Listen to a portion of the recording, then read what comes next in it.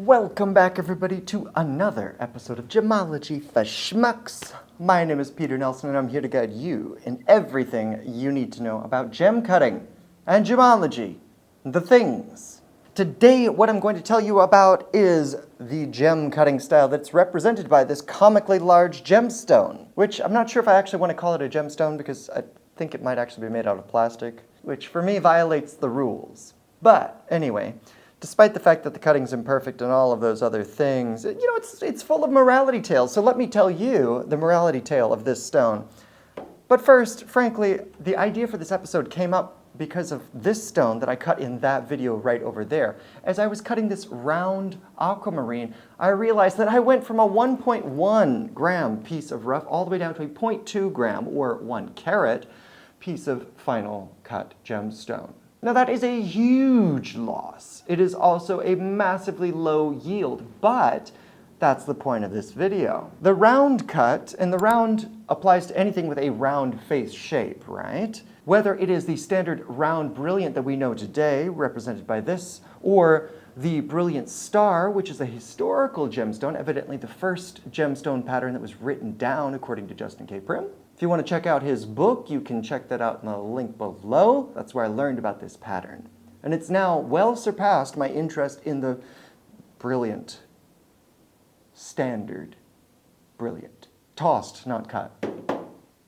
But anyway, so this was a, 20%, 25% yield, somewhere in there, which is a very, very, very low yield. And in a gem material like ruby, you couldn't afford to cut the stone in this way with that kind of a yield. Unless you were doing it completely as a hobby and you were happy to lose thousands of dollars, then you can do whatever you want. But if you actually want to be efficient enough to make a profit on a gemstone, doing that with ruby would not work. So the theme of today's video is why this is the most expensive cut, why you don't see it in many types of expensive crystals, not always, but often not, and why you should also expect that if you see a round shape, oftentimes compared to other shapes, it will be a higher price per carat. So before we get too far ahead of ourselves, let's talk about what it is. The standard round brilliant, or any round, starts with a round, geometrically circular face. And so this is the first stone that most cutters learn to cut because you can just twirl and twirl and twirl and twirl the stone until it comes out circular. It's not as difficult as something like an oval where you have to balance the ellipses and the smoothness of those curves. That is much more demanding. Cushions, similar problems. But the round brilliant, once you've got that basic round outline, you've already eaten away a lot of this weird extra rough, that extra weight that would have been preserved in those corners or in those weird ellipses. These shapes that the cutters choose are chosen not just because of aesthetics, but because they're trying to preserve the original crystal that was mined from the earth. Once it's gone, it's gone. You turn it to dust, you cut it away, there are no more. So, the price of a round comes from that. You've destroyed something that won't come back. But sometimes it's worth it. This is an evolution of diamond cuts that were working over centuries. Many of you have heard of the old mine cut and the old European cut and all of these. These are progressions towards the round brilliant because they found that as they started to bring in these fasting patterns, they could get more scintillation, or sparkin, as the Thai would say. Sparkle. Because diamonds, especially in the white non-fancy range, depend upon sparkle to be interesting. A diamond that's cut in cabochon is boring. Dreadfully, dreadfully boring. And that's what it was for so long. But once fasting started to develop in much more recent history, and they could put fine facets on there, they found that that dispersion started to show up. And that's what makes diamonds very interesting. Of course, we're not talking about colored diamonds here. Colored diamonds are a very different ballgame and much more interesting because, they have color. And are rare, unlike white range diamonds. Any day of the week, if you want one, you can go get one. The only question is how much money do you want to pull out? But with colored stones, if you have a specific color in mind, you may not be able to find it, regardless of how much money you have. Excuse me, let me get this trinket out of my hand before I hurt myself.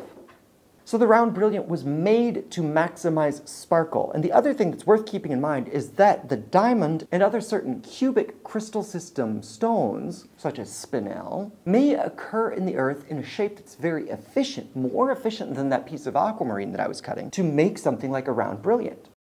This right here is a spinel crystal. It's actually two crystals. It's twinned crystal, but the shape that you see in both of them is what we call an octahedron. It's basically a pyramid on the north and south sides. This one can be cut either the north or the south side, depending on inclusions, to create the perfect preform for cutting a round, brilliant shape with high yield. Spinel and diamond both can occur in the earth in this octahedral shape, which can make them both very efficient for cutting round shapes, whether it's round brilliant or another type of round. This cuts very well into a nice round brilliant shape, so you may find more round brilliants in cubic type crystals that are mined out of the earth, especially if they occur in an octahedral shape. It's much more efficient for the crystal. But for something like aquamarine or other beryls, why is it so often cut in that emerald cut shape? Because the crystal occurs in such a long columnar type crystal that the most efficient way to cut that type of crystal is in that step cut pattern, much more square and rectangular. So not only is it efficient use of the crystal, but it also maximizes the other qualities of that crystal. It shows off its more pastel colors. All of these stones have lower luster, so you have to maximize that color. Funny how nature works itself out. So fundamentally, with the round shape, it's there to maximize brilliance, and not all stones are looking for brilliance and sparkle. Some stones are looking to accentuate color, depth of color. And that's where the step cut really comes into its own. But there's a large cultural appeal, largely because of the diamond industry, for the round, brilliant cut. Personally, I've seen too many of them, so now I'm interested in the brilliant star because I'm a dreadful hipster. I think it's got nice scintillation and it's got bold color as well. So that's why I cut this piece of aquamarine in the brilliant star fasting pattern. I mean, can you just imagine it? A nice pair of stud earrings. And that third piece that's slightly larger, I make a little pendant out of it. All of a sudden I've got a set. And I cut it. And I'll have made the jewelry. Neat. So we've talked about why people cut the round brilliant or any kind of round shape. But why is it something that we won't see in something like sapphire and ruby most of the time? Particularly with the brilliant, this is cutting off so much of that extra bulk to make it efficient in reflecting light and accentuating dispersion. But because of that loss of bulk, that's also loss of weight and loss of color because the light path is shorter. When you have a bulkier stone, sometimes the light is able to bounce around in a longer light path and absorb more color through the crystal material.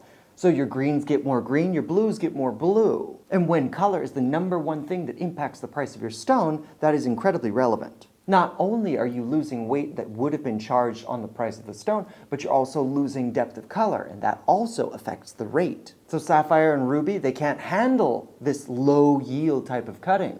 And they definitely can't handle a loss of color, most of the time. Who knows anything about hard and fast rules, right? Other characteristics that make it very difficult for a sapphire to be cut in a round, brilliant, or any round shape is the fact that color zoning is often at play in especially sapphire, sometimes also in ruby, but much more in sapphires from certain geographical origins. Some sapphires have large swaths of colorless crystal, and then small areas of blue. And as long as those blues are oriented in the right direction, then they can cast all of that blue color over the entirety of the stone. Magic! No, it's physics. With ruby, there's something similar, but less important than color zoning, perhaps, is also how the colors blend. Because the closer we are to a true red as opposed to an orangey red, the higher the price of the stone, right? So as you orient the crystal, because it is a doubly refractive stone, which we've learned about in other videos, if you orient it in the wrong direction, more of the orange will come in. If you orient it a different direction, you get more of that pure red color from the direction of the crystal. Again, physics, not magic. Maybe magic too. So because you are limited on that orientation of the crystal, but you also have to think about the shape of the crystal in order to get the most efficient yield as you're cutting it. Remember my aquamarine? It was pretty much an ideal thing, but I still ended up with 25% yield. Just think if I had to put a different orientation, then I'm also fighting window, aren't I? And all of that complexity is exactly why the round cut, particularly round brilliant, is the most expensive gem cut in the world. If you've got any other questions for me, please head over to gemshepherd.com where you can read more blogs about investing in gemstones and gemology and jewelry. You can also get in touch with me directly. Hit contact, it'll give you my email address. Otherwise, leave me a comment down below, hit that like button, hit that subscribe button if you haven't already, which you should have. And until next time, bye-bye.